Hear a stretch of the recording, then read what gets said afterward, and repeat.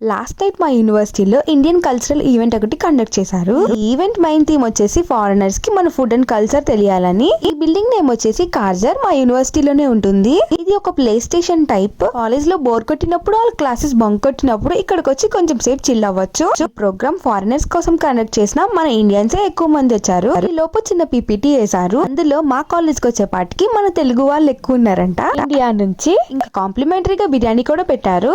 Drinks and bears కూడా ఉంటాయి. కాకపోతే బయట షాపింగ్ మాల్ లో కంపేర్ చేసుకుంటే ఇక్కడ కాస్ట్ ఎక్కువనే ఉంటాయి. మన ఊర్లో చేసిన రచ్చ చూస్తారా?